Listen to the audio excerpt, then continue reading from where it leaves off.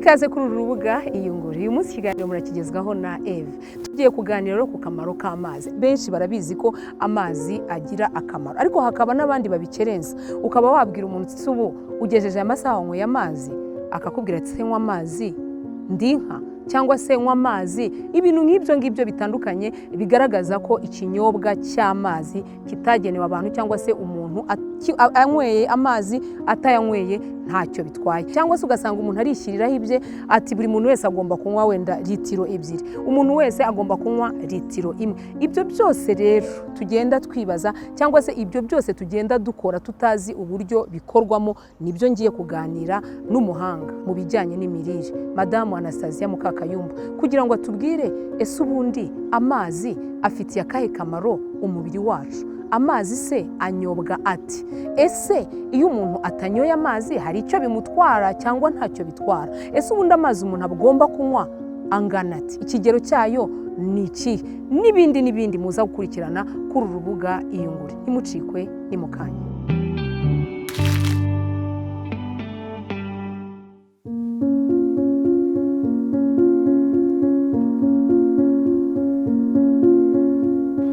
Amazi afite akamaro gatandukanye mu mubiri wacu. Akamaro ka mbere ni uko amazi afasha umubiri gufata intungamubiri zavuye mu biryo twariye, ukazijyana muri za serire cyangwa se mu turemangingo tw'umubiri wacu dutandukanye. Amazi ni igice kinini kigize amaraso y'umubiri w'umuntu. Ni ukuvuga ngo nibura ku abana batoya bita renuriso baba bafite nibura 75% by'amazi mu mubiri wabo.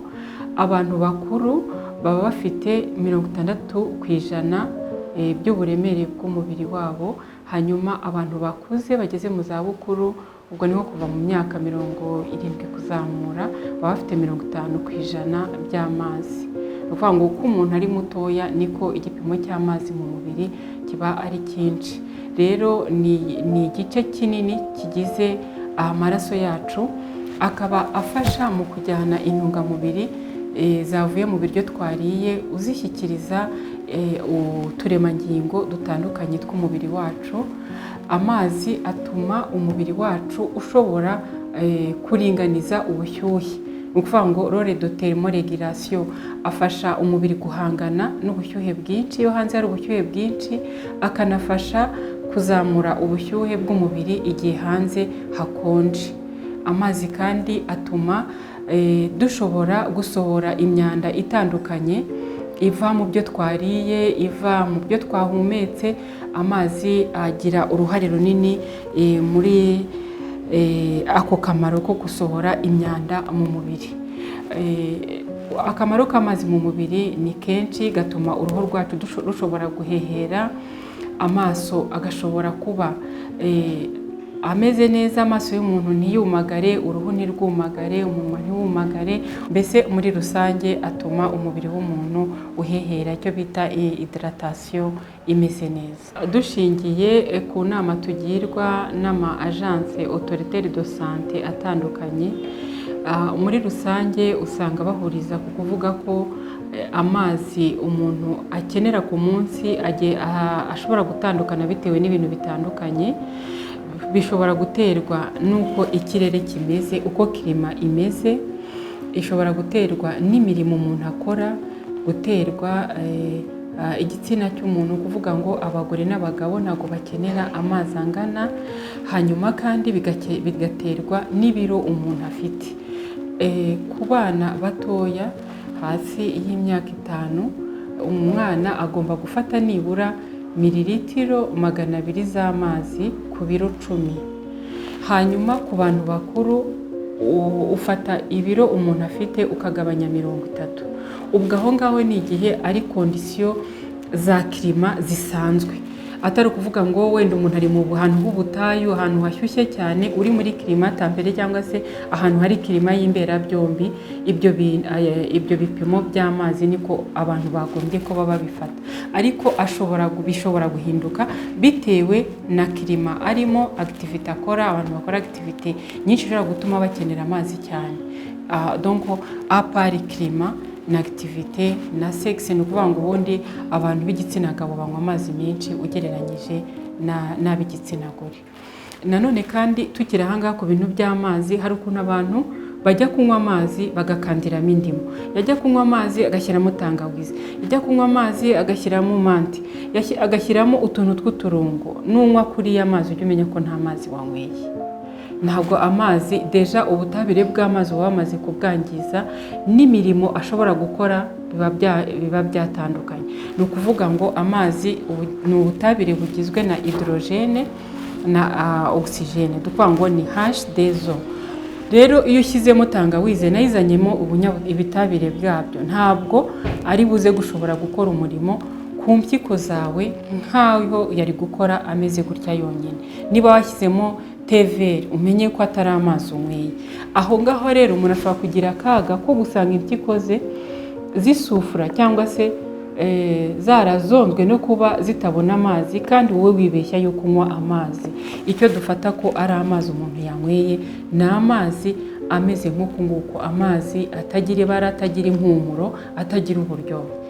Abantu baratekereza bati tugomba kunywa amazi, ugasanga umuntu anywa litiro enye, anywa litiro eshanu, ntabwo byagendeye kuri bya biro za formule twavuze, cyangwa se yajya kuyanywa akanywa menshi icyarimwe, akavuga ati amazi niba ngomba kunywa litiro, ibiro byanjye nabipimye ni 70, nagabanyije 30, mbona ko ngomba kunywa litiro 2 n'ibice runaka, ukicara mu gitondo ukayanywa yose ukayarangiza ubundi ukagenda.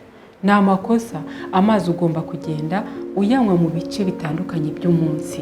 Ni byiza cyane kunywa amazi mu gitondo ubyutse, nk'uko utekereza ko utagomba kuva mu rugo udakarabye ngo ukore dushe yawe y'inyuma, ujye ubanza utekereze mbere yo koga inyuma, ujye ubanza gutekereza ko ugomba gukora dushe intérieure, koga imbere, kugira ngo imyanda mu gifu hasukurwe neza, ubura busukurwe. Hanyuma nko mu masaha agana saa 5 saa 4 ushobora kongera kunywa amazi kuri cya gipimo cy'amazi yawe uri bumwe ku munsi, ukagenda uyagabanya. Kandi nibura wagombye kuba urangije kunywa amazi saa 11 za nimugoroba, nyuma yawe ntiwagombye kuba ucyongera kunywa amazi, kuko ya mazi unywa ugiye kuryama akubuza gusinzira, agatuma urara ubyuka, ntabwo nayo ari meza, kuko uba ugomba kuryama ugasinzira neza. Hari igihe abantu badasinzira bitewe n'uko banyweye amazi nijoro. Ni byiza rero ko abantu bimenyereza kunywa amazi bayagenda bayatandukanya mu bice bitandukanye ku munsi, kandi ntibayanywere rimwe, kandi bakirinda gushyiramo utundi tuntu. Iyo dushyizemo ntabwo uba unyweye amazi. Hari abantu batanywa amazi bakahita n'amazina menshi, ngo ni amatyazamuhoro, ngo ni inzoga y'inka, bazanywa amazi barohamye, ibintu byinshi cyane, nko kuyafata nk'ikintu kidafite agaciro. Ariko nyamara kutanywa amazi ahagije bifite ingaruka nyinshi ku mubiri. Icya mbere, abantu batanywa amazi bashobora kugira uruhu rwumagaye, ashobora kugira mu maso, ugasanga amaso yarinjiye, yaratebeye, ko amaso ye ntashobore kwikaraga neza muri orbite zayo. Ushobora kugira constipation, kugira umwuka uhumura nabi wo mu kanwa, gutuma impyiko zawe zishobora kurwara, kuko ntabwo uzorohereza uburyo bwo gusohora imyanda. Uzumva kenshi ko abantu barwaye impyiko, rimwe na rimwe abantu baravuga ngo baranywa amazi menshi, nubwo ari n'igihe uba utagomba kuyanywa igihe urwaye impyiko. Umuntu urwaye utanywa amazi ashobora kubura ibiro bye bikagenda bigabanuka. Ikindi nanone ashobora kujya yumva ashaka kugira udutotsi ari no mu kazi ku manywa, akajya agira ibintu byo gusinzira kwa hato na hato, gucika intege, kubabara umutwe. Ingaruka ni nyinshi ku bantu batanywa amazi. Hari igihe ushobora kwibonaho ibyo bintu, ugasanga niba urwaye umutwe watewe no kutanywa amazi, ugiye gushaka ibinini byo kuwivura. Ibyo rero nanone uje gukemura ikibazo kidahari. Rero igihe wibonyeho nk'ibimenyetso nk'ibyo ngibyo, ujye umenya ngo birashoboka cyane ko biterwa n'uko ntajyanywa amazi. Iyo umuntu yahinduye akamenyero kunywa amazi, yumva ko bihindura ubuzima bwe, yiyumva neza kurusha uko yiyumvaga mbere ataratangira kunywa amazi. iyo umuntu arimo kunywa amazi agomba kuyanywa buhoro buhoro, ntago umuntu anywa amazi agotomera, ugomba kuyanywa ukabanza ukayajundika akivanga neza n'ibinyabutabire byo mu macandwe ku buryo amera nk'umurenda, hanyuma kandi ukayamira buhoro buhoro. Babyita kurya amazi, nk'uko no kurya abantu baba bagomba gukanjakanja ibiryo neza bikanoga ku buryo bigera ku kigero cyo kumera nk'amazi, icyo bita kurya amazi. Rero ntabwo amazi bayanywa uko biboneye, hari igihe abantu banywa amazi gutyo, iyo unyweye amazi vuba vuba binarangira asohoka vuba vuba mu mubiri ku buryo umumaro wo kudirena umubiri udakorwa nk'uko bikwiriye. Rero uzabibona ko niba wanyweye amazi buhoro buhoro uzatinda kujya kuyasohora, niba wayanyweye vuba vuba uzabibona ko n'ubundi uhita ugenda kuri toilette kujya kuyasohora. Ibyo bintu rero wabyibonaho, bityo ugakosora uburyo unywamo amazi kugira ngo ashobore kugira akamaro tuba tuyashakaho igihe turi kuyanywa. Mumaze kubyiyumvira rero ko hari amakosa rimwe na rimwe dukora tutabizi, nkanjye ku giti cyanjye cyangwa se nawe hari ibyo tumenye. Nkanjye nari nzi ko amazi yose nanywa igice cya litiro, nanywa litiro y'amazi ntacyo bitwaye. Nari nzi ko kuba naba mfite inyota nkakubita ku munwa icupa cyangwa igikombe nkagotomera ntacyo byakwica. Ariko icyo menye uyu munsi ni uko amazi agomba kujyana n'ibiro mfite. Ni byinshi cyane nize, ni byinshi cyane wize, umuhanga mu bijyanye n'imirire Madame Anastasia Mukakayumba atwigishije. Ni byinshi tuzakomeza kwiga kuri uru rubuga rwa Iyungure.